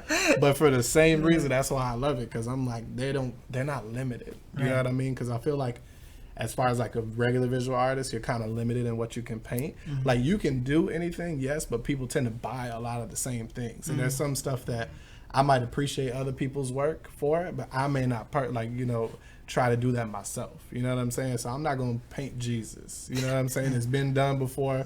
Jesus got plenty of paintings. You know what I'm saying? Like he doesn't need another one from me. Like, and there's no offense to anybody who does that. Like if you think you could add something new or creative to it, do it. But I'm like, for me, that's not it. Or like a black Goku or something. Like, it's not, you know what I'm saying? Like, that's not really my lane. Like, that's somebody else. They can do that. I'm not doing that. It's been done. You know what I'm saying? Like, somebody out there with that black Goku. Like, and that's what I'm saying. It might be fire.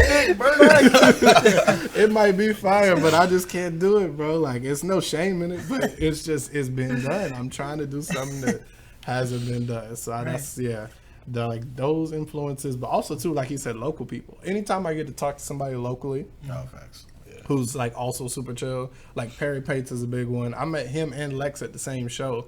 This was a show in Tacoma by the same. There's a store in Tacoma called ETC. They've been rocking for a few years, and pretty much like everybody in Tacoma rocks it. Like, you know what I'm saying? Like, that's how I know when I'm outside of Tacoma who's from Tacoma, because I see that little logo and I'll be like, "You from Tacoma, ain't you?" Like, it's immediately recognizable. But they're dope, you know what I'm saying? They own the shop, they print the clothes, all that, and like they're really doing their thing. Like really like entrepreneurs in the truest sense, and like just also super invested in their community, hosting events at their shop, really giving back. So they were like a huge inspiration really early, like before I even got into anything. But then at one of their shows, Watermelon Sunday, I met Perry, I met Lex, and we just chopped it up. You know what I'm saying? And they were like mad regular. Like it wasn't like on some like, at this point, you know, Perry had been painting a little bit, but he wasn't on some Hollywood like, oh, I can't talk to you. You know what I'm saying? You're a regular. Like now we're talking about like music, wrestling, like just regular stuff, man. And they're hella cool people. So anytime, like he was saying, even at the shows, when you get to connect with the artist, you know what I'm saying, besides just buying the piece, that's something that makes a difference. You know what I mean? So that inspires me more than just seeing a piece out and about and not knowing the artist. Right. Because I don't know where that idea came from. So honestly, I'm inspired by a lot. Inspired by anything, really. But more so connecting to it, or people just doing off-the-wall stuff. Right. Like, that's, like Vans. I mean, no pun intended, but even Vans will have some stuff every once in a while. But I just like people doing weird stuff, man. Like, just... What about Kanye? What are your guys' opinions on Kanye? Man, it's tough. It's tough, man. You know, Man, yeah, we had a BSU meeting about that actually. Oh no. Yeah, man, that was awkward. But yeah, that was cool. You know, like Through the Wire, like All Falls Down, Kanye. Yeah. Oh man. Right. Like, it's like it depends on what album you're talking no. about. Because like 808s. 808s and back. You know what I'm saying? He get the But- seal of approval. Life of Pablo and on. I don't know, Like man. turn that shit off. Right, yeah, because he just. He built a brand though, man. That's what Oh, I'm saying. Like yeah. as a creative, I definitely appreciate a lot of the stuff he's done. My disagreements lie in the stuff he says outside of his Yeah. projects. You know what I mean? But sonically, like it's there. Oh, Like you know yeah, what I'm that saying? is, Like yeah. Kanye beat is a Kanye beat. Like you know what I mean? It's never anything to like be like, oh, that's not good. You know what I mean? But also too. That's been a more recent conversation of whether or not we should separate the artists from their views, Yeah. and that's Well, it's R. Kelly, of course. If it's right, that's- exactly. And I think I was gonna say. Kanye has said a lot of Mm-hmm. dumb stuff and done a lot of dumb stuff, but none of it is like, not to say as bad, but like R. Yeah. Kelly is R. Kelly. Like that, Yeah. that's you know what I mean. That's a whole You can't come back molester. from Like that. you know what I'm saying? Like That's- that's like. I you know. think Kanye means well. I just think he has too many thoughts going on at once. Okay. People. This is something I say for every like anybody famous. Yeah. You don't always have to share those thoughts. Like I think that's one thing that people don't benefit from is like just knowing when to shut up. Right. Like you know what I mean? Because people tweet out stuff or their video release or we got a secret phone call from. You didn't have to say it. You could have kept that thought to yourself. Nobody would know how you feel about anything if you just shut up. And there's people like nowadays that, you know what I mean, who are, you know, maybe just truly not good people, but we'd never know. They're behind the scenes. They're behind the curtain. You know what I mean? And not to say that's a good thing that these Quiet people ones. are out there, but they can exist because they don't speak out. Kanye is going to take every opportunity to take the microphone, and sometimes you don't have to say your first thought. You know what I mean? Like if I say everything that pops in my head all day, they're going to cancel me too because they're going to be like, dang, Like, bro, we'll you be got... fired by 5 p.m. You know Yeah, what I'm for saying? real. Like, exactly. Like, I can't be at work wilding. You You don't have the answers, Blake. Right, for real. Huh? I said, Jay, I'm your friend. Come on. And I done lost thousands. For real. Like, Yeah. yeah, bro. So Especially work with kids too. Oh man. that's what I'm Like, saying. Exactly. yeah. If I say everything I thought in my head, bro, they'd be like, man, get this man out of here. Like, but that's the thing, though. You shut up, nobody knows, bro. If Kanye just shut up sometime, make beats, he'd be all right, man. But he digs himself into that hole sometimes. Truly. What is the importance of having like a stick and being unique to you guys?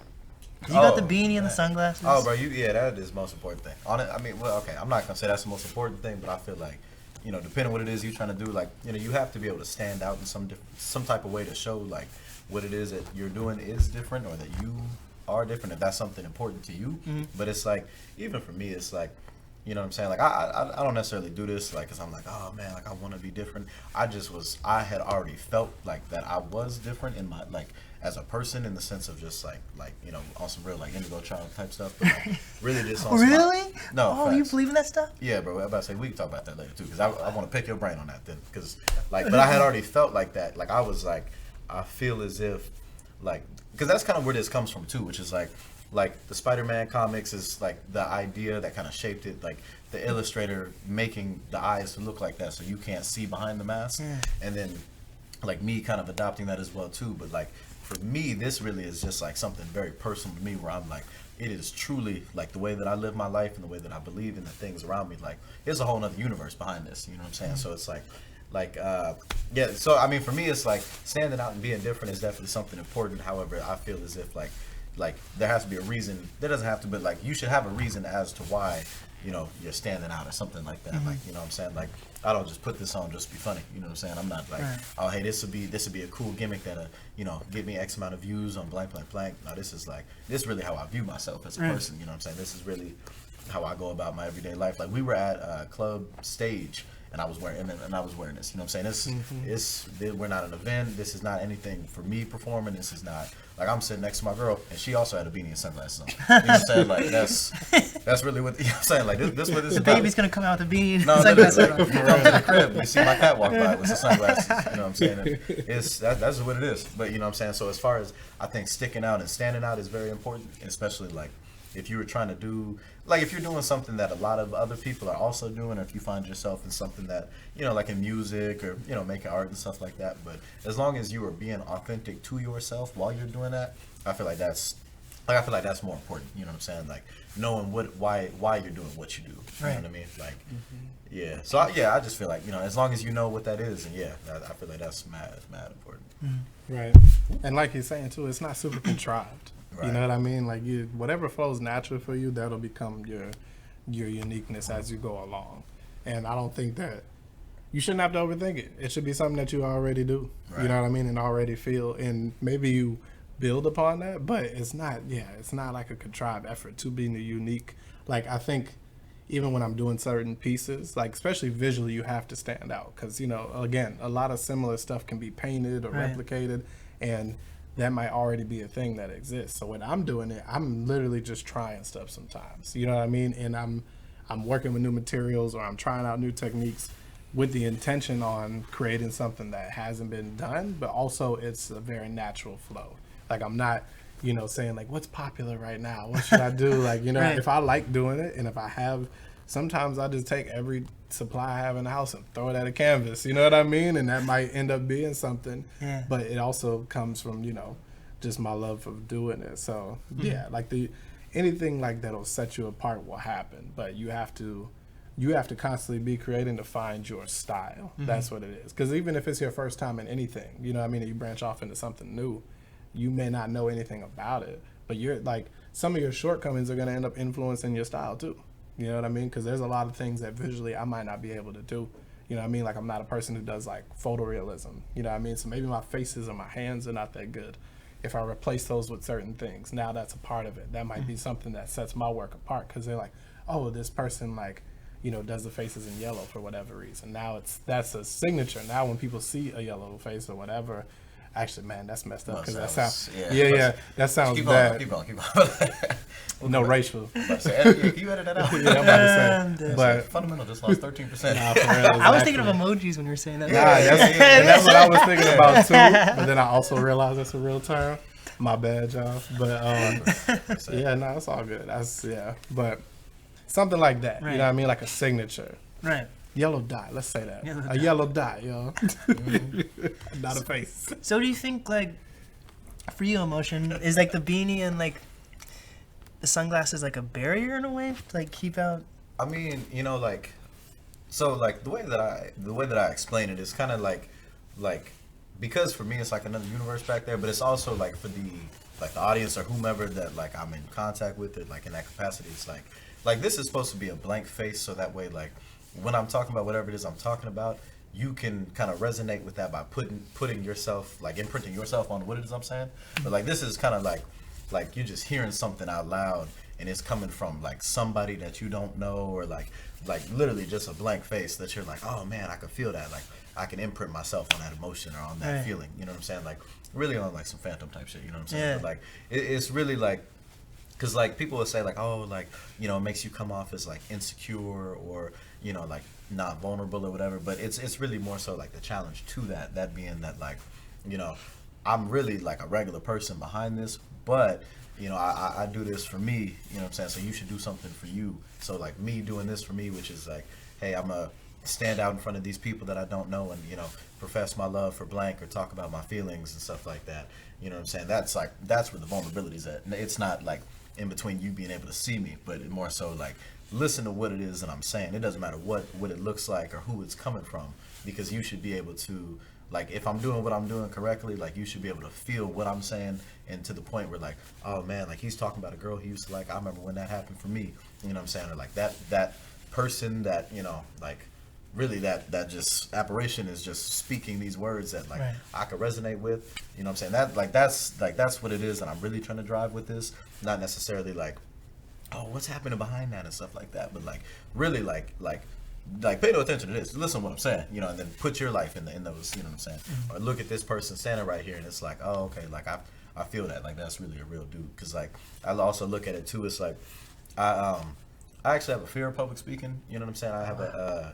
I get very nervous very easily.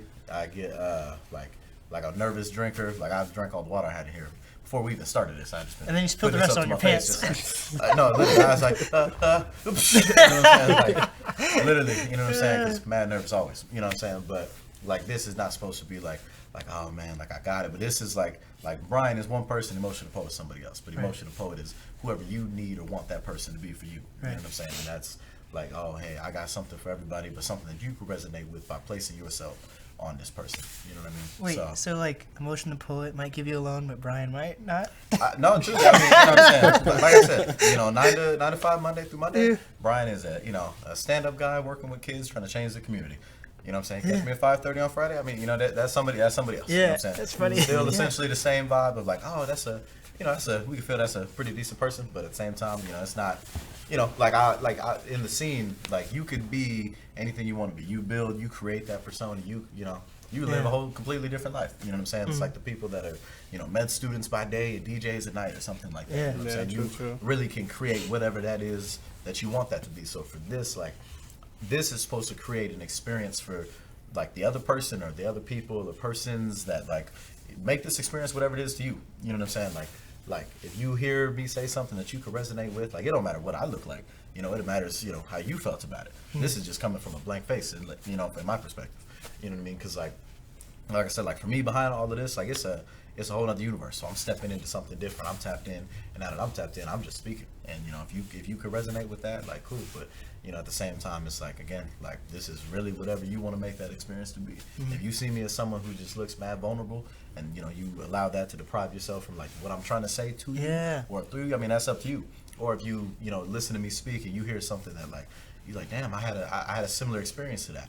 You know, okay, cool. Like that's what I was trying to do, which was, you know, put something out there into the world, and if it gets caught, cool. But you know, you caught it on the basis of not knowing anything other than like a floating beanie and some sunglasses. You know what I mean? Like there was no tie. You didn't know who I was. You didn't feel like you had to, you know, feel any type of way because of Brian. You just literally saw emotional poet, whoever that guy is, whatever that guy is, whatever he's about. But he said something I could resonate with. You know, he made me feel something, and that, because that's, for me, that's all it's about. Like, I'm really just trying to make you feel something. You know what I mean? I'm not in it for the fame. I'm not in it for the money or nothing like that. Like, because like I said, Brian, like he works a nonprofit, you know, 9-to-5 job, just trying to work with the kids. I'm not in it for the mass exposure. Like, I have like 600 followers on Instagram. You know what I'm saying? I'm just in it to make you feel something. So like, whatever that something is, that you have to find that. But I'm just gonna give you the catalyst of me saying something, and you know, me, like I know who I am, but someone not knowing what this is about, like, hey, we don't know who that guy was. You know what I'm saying? But he said something that we could relate to. You know what I'm saying? Like, I met these people in Canada when I had a show out there, and like they were just really resonating with with the things that I was saying, and oh, you know, that made us feel this way or whatever. And I'm like, you know, if you saw me without this, you'd have no idea who that person was. You know what I'm saying? You'd have, like, I could have said the same thing, and I could have came back, you know, without the beanie and sunglasses on. You'd walk right past me, not even knowing who I was. But you resonated with what you heard and what you felt. You know what I'm saying? So that's kind of like, man, that was a long tangent, my fault. But that's definitely kind of, you know what I'm saying, what like this is supposed to be interpreted as, you know, it's your experience. You know what I'm saying? Like, whatever it is that you hear, you should put yourself onto this. Not like walk in my shoes, but really like, you know, that creates that, like, for me, it's supposed to kind of create like a safety net for the other person, where like you don't have to feel judged by me because you don't know who I am. Right. You know what I'm saying? You can't even see my face. Like, you can't see if I'm lifting my eyebrows. Be like, what the hell? Or like, whatever. You literally don't have any clue. You like, even when I type poems for people on the spot, it's like they'll sit down and like, if we have conversation, cool. If not, that's also fine. But like, regardless, I will type you whatever I can, and I might say something that, you know, maybe struck something in you that happened like a trauma years ago that you're, you know, working to get over, and you know, maybe you resonated with that, or I said something to you, but regardless, you don't know who I am. You know what I'm saying? It's like, and that's supposed to be the beauty of it, where it's like, this is a stranger who can, you know, relate to you in a way that, like, typically you'll find that connection with people that you've put time and energy into, but this is really, again, someone that, you know, just a blank face. You know what I mean? And that's what I want to do with this podcast. I'm all about breaking down these stigmas. Like, I hate that your worth is by how many followers you have on Instagram. No, honestly. That's, none of that stuff is relevant, you know? Like, some people are happy with just being like a local influence, you know? It doesn't always have to mean you don't need the huge stage with all the lights coming down the on local you. sausage, egg, and cheese, baby. For sure. We coming up. That's real too, because honestly, like, I think if that's always your goal or your focus is to be major, then people jump at stuff that is not always to the benefit. Right. You know what I mean? Like, people will jump at terrible contract, you know what I'm saying, or exposure in some way, shape, or form that Porn. you know, or something, man. Like, you know, people like just you put something out and your label is backing it or whatever, but they're not in your vested interest. They just need the next new hot artist. You know what I'm saying? They're not worried about you, the individual. They're not saying, oh, Emotion the Poet, like let's create something like in longevity for him that will feed his family or whatever. You know what I mean? They're like, nah, we need a hot new act. Which one of y'all one is, album? yeah, like that little Nas X. He had that Old Town Road. Like, we need a new Old Town Road. And it's like, yeah, it's not always, you know, about that. And it shouldn't be. Because if that's your motivation, then it's like, cool, you can do that and you'll burn out equally as quickly. So it should be because you truly want to do it. You know what I'm saying? And also, too, with notoriety, it's like, who is affirming you? Like, who are you doing it for? Because if you're doing it for just a bunch of random people, like, I mean, I guess if that makes you feel good, then go for it. You know what I'm saying? But I, like, the people who I hold in esteem, like high esteem or whatever, who I value their opinions are other creatives. Because I'm like, y'all do this too. You know what I mean? So if somebody says, like, this looks good to me or whatever, even if they're not another visual artist, I'm like, I'm taking that, you know what I mean, to heart, because I'm like, this is another artist. So you function in a creative state. You just don't do this. You know what I mean? Or whatever. Or if I were to venture out into something else and people are like, oh, you know, like say I did music. They're like, I like your music. I'm taking that opinion more than just some random Instagram follower. Because I might not know this person in real life. You know what I mean? And that connection is not there. So it's like cool. Like, it's a cool idea to have a lot of followers and stuff. But again, it's like, do you have a lot of followers and like 2 comments? You know what I'm saying? Is it like 10,000 followers and 2 comments, and those are really the only people rocking, and it's just a bunch of either like ghost followers or you know, a bunch of random people that don't know you, or are these like actual followers? You know what I mean? Or people that you have real connections with? Because those are the best ones. Like that's the best, to have people show up to the show because they really actually are cool with you as a person, really value your work. You know what I'm saying? Like they want to be a part of whatever your story is, as opposed to just, you know, like, oh, they follow you because you're popping. Like, you know what I mean? Like, anybody could be popping. That's the thing. Like, anybody could be popping. It's not, it's not hard.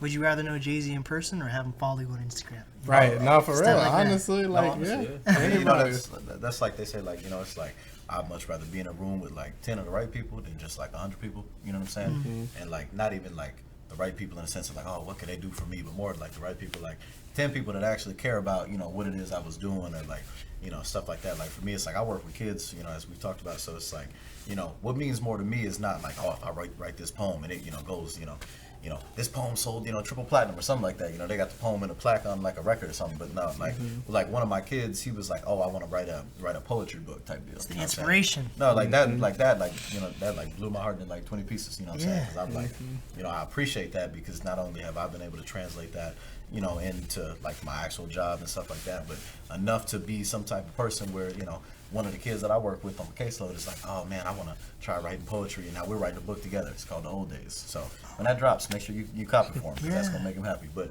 anyways, you know what I'm saying? So even with stuff like that, like I feel like, you know, followers or following and stuff like people won't even talk to you if you don't even have X amount of following. If you I have know, a it's stupid, weird man. ratio or something where they're like, you know, we can't get down with you. And it's like, you know, I always tell Jay, like, you know, you never know who's even going to be in a room, in the sense of what, like, it takes one person to change your whole life. And, you know, people will deprive themselves of that opportunity because of these superficial things of like, oh yeah, I can't talk to you because you got under, you know, you don't got the blue check. You know what I'm saying? You don't got a K next to that follower. You know what I'm saying? But it's like, you know, I still had a bunch to offer. You know what I'm saying? I still had a lot that I could have Still a contributed. person. No, really, it's like I could have brought a lot to the table, but I guess just I won't bring it to your table. You know what I'm saying? So, yeah, man.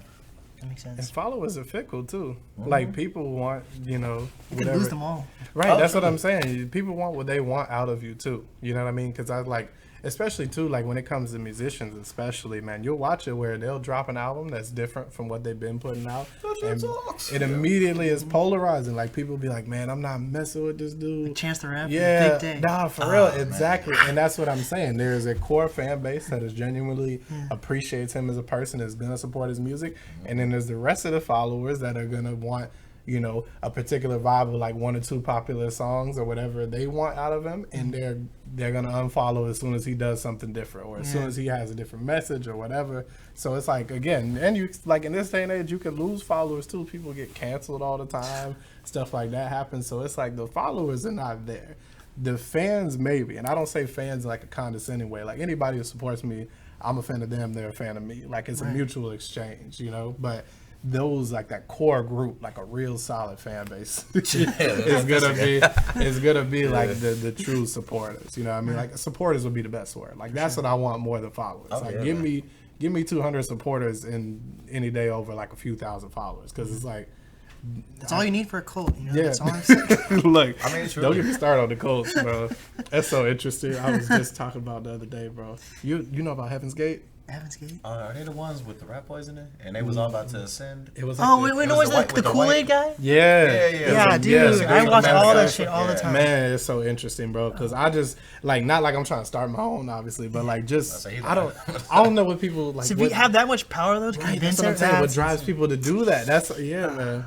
That's it. We need to have another podcast episode just where we for focus on cults. cults and conspiracy to talk about it. I'm about to Dead ass. shoot me an Instagram. I'll be there. I'm coming with a full notebook. Yes, for sure. We're actually doing that. I'll take sunglasses. Yes.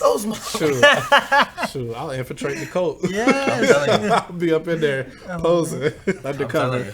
Dude, Once Upon a Time in Hollywood was such a good movie. Did you guys watch that? No. Dude, that's one of my favorite. Everyone is hating on it. But if you recommend it, I'll check it out. I gotta watch it now. Brad Pitt and Leo together. Oh, right. That's Okay. insane. It was a good movie. That- People think it's really slow. It's like a slow burn for sure. I mean, that's okay. And I like, mean, you know, those for a turn Quentin to be- Tarantino movie, it's definitely. But it's, Yeah, the slow ones always turn out to be the best Yes, ones. it was really I'm good. telling you, that's how I look at like even with what like you're trying to do, we're trying to do, all of that. Like It's the I mean, grind. it's a slow start, but we gonna get there. When we get there, I'm telling you, it sparks. You know what I'm saying? So I'm about to say I'm not ready for a quick start anyway. Truly. You know what I mean? Because I need to get stuff down packed before I'm ready to really branch out. Truly. You know what I mean? Because right now, like you said, we work at a nonprofit. I ain't even got enough money. They offer me anything at this point. I'm like, what you have to I do? gotta consider it. Like I'm like, oh, that is more than I'm making. Like, it's a low Take bar. the sunglasses off. I mean, maybe. Like, If I gotta become emotional porn star, I mean, we'll see. listen, yeah, can you change your name for Jay? I'm like, now how much are we talking? Emotion to support dog. I'm telling you, Hey, you know for what I'm real. saying? Dude, you guys both Like gotta it's really emotion to blank. Like whatever they need, for somebody please. I'm like, man. just kidnap Jesus and Mero and just replace them. And like, Man, no I one will. wish, bro. That's its own brand, bro. I listen to that podcast Dude, all the it's time, fun, bro. They're hilarious. You see, they got attention too. Like it was a slow burn for them too. Now Oh, they're yeah. on HBO. Like that stuff Back in the is Jesus versus Mero days, bro, before they were even on Vice, Yeah. bro. Facts. For sure. It all comes together. Just have to be patient, you know. Yeah, man. Honestly. But as you guys continue to grow, what do you want to use your platform to do?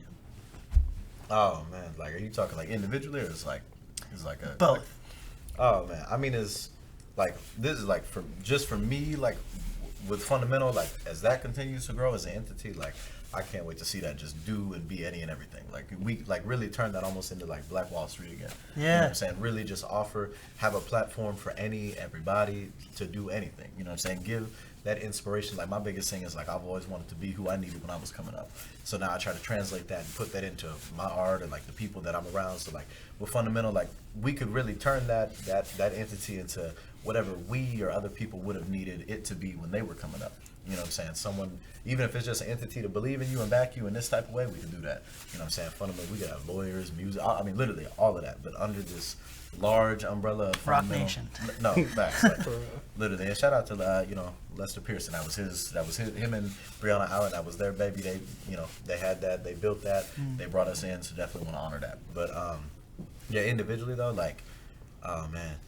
Like, man, I just want this platform. Like, I don't know. I think I want to definitely, like, minus the sausage, egg, and cheese thing. Like, I definitely want to create something. That sounds so good right now. I'm telling we can get that popping after this. But I'm telling you, like, I think it's like for myself. I don't know. I want to make something for like nerdy, like introverted black kids that you know what I'm saying, that were like that other people that were secretly nerdy but just felt as if they had to not be to kind of fit in. But I want to make something for them. You know what I'm saying, the Yu-Gi-Oh players, the sitting underneath the stair kids. Like I was there. I'm telling you, like the where my hug at niggas, I was one of those. Still am. You don't ever stop being that. You know what I'm saying? So to all my people out there. But I want to create like something for them that shows like, hey, I can do it, we can do it. Yeah. Kind of like, you ever seen that commercial? Like back in the day, it would come on, it's like 2 a.m, and it's like the dude, and he's like, you sit on the couch, you're not doing nothing. Oh, What you doing with your life? You ought to get up, call this number. Like I want to be. Everest commercial. Yes. Yeah, Like, bro. life is passing you by. Like mine is that life is passing you by part. I want to be somebody inspirational like that. Like I was probably like 10 years old watching that commercial. Like, how do I get into college? Right, I'm for like, real. this nigga might be on something. You know what I'm saying? Like, I plan to take this poetry and have it do that. Like, you're sitting on the couch, you're not typing nothing.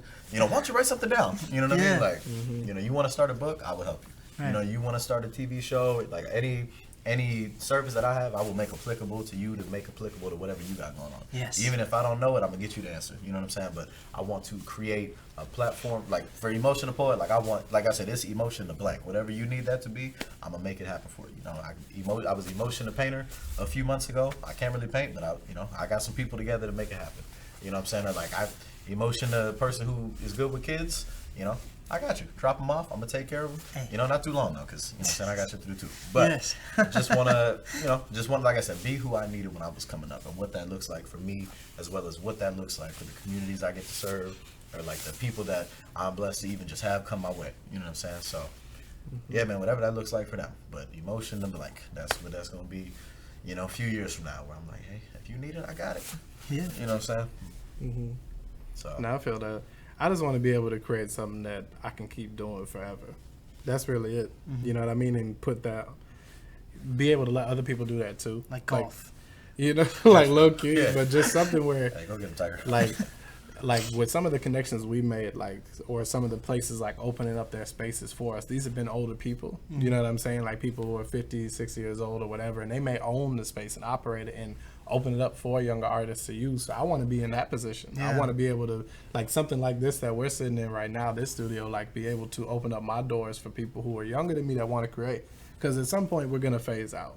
You know what I mean? We're not going to be the most current generation, and we're kind of be past our prime a little bit, but I don't want to ever be out of the loop. You know what I mean? Where I'm just old and set in my ways, and I'm like, music sounded the best between these years and this year's, and stuff looked the coolest, and these movies was the best ones. Like I still want to be like what's new, what's current, and like be like receiving fresh ideas and stuff, just personally.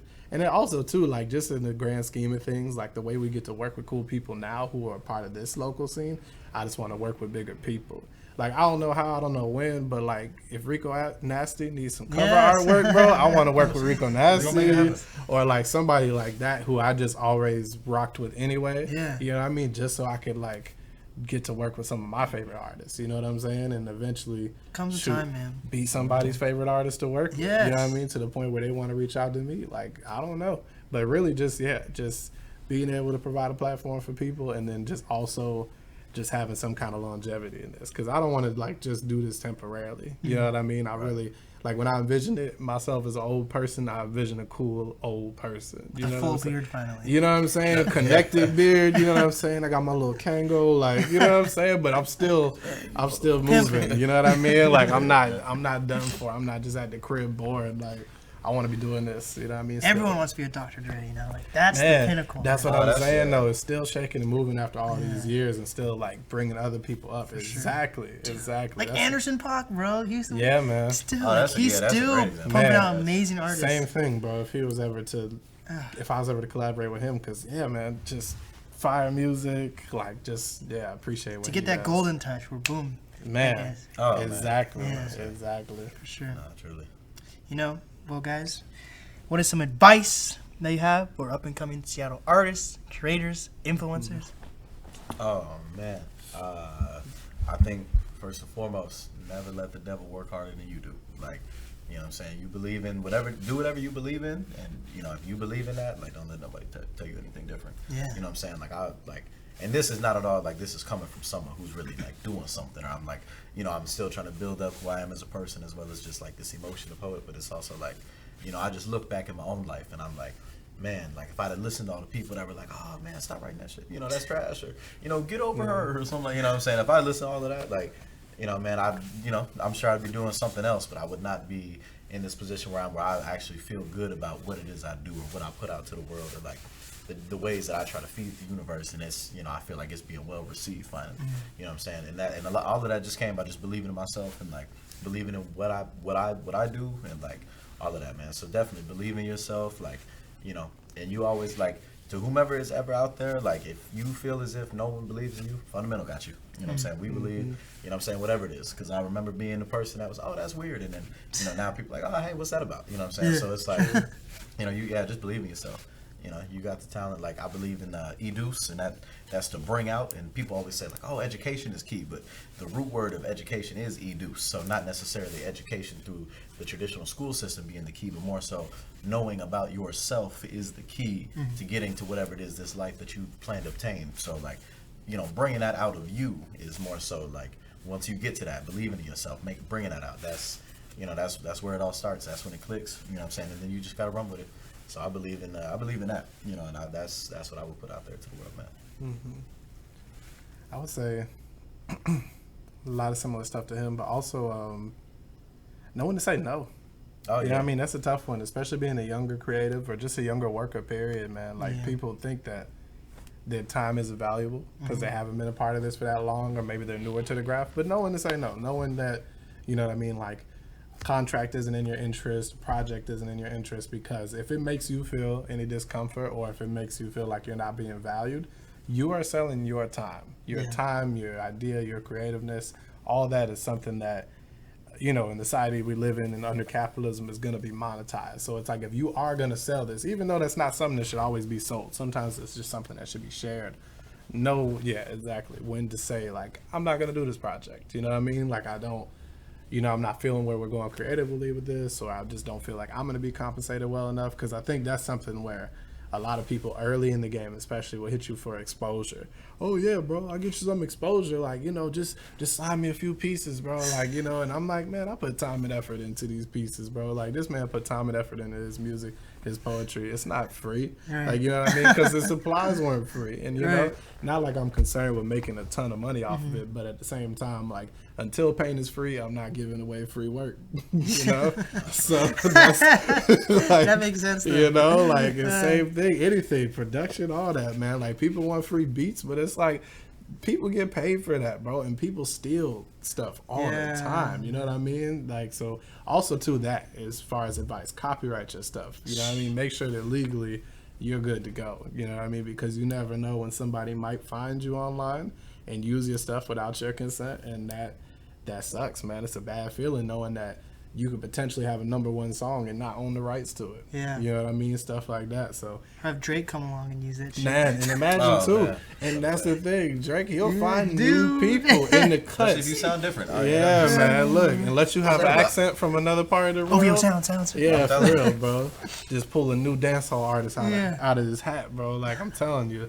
But yeah, no, that, and then as far as advice goes, like, kind of like you were saying with finding your niche, like, whatever it is that you think you do individually, whatever, like, find that and roll with it, expand upon it, you know what I mean? And also, this is just for, like, doing, like, stuff in the creative field, but also for your own mental health. Like, carve out time for yourself, you know what I'm saying? Whether that be time to rest or whether that be time to create, like, carve that out into your weekly schedule and see if it don't change your life in some way. Because a lot of the time you get caught up in just going to work. You so burnt from work, you come home, kick it, you know what I'm saying, watching TV or something, go to bed, repeat.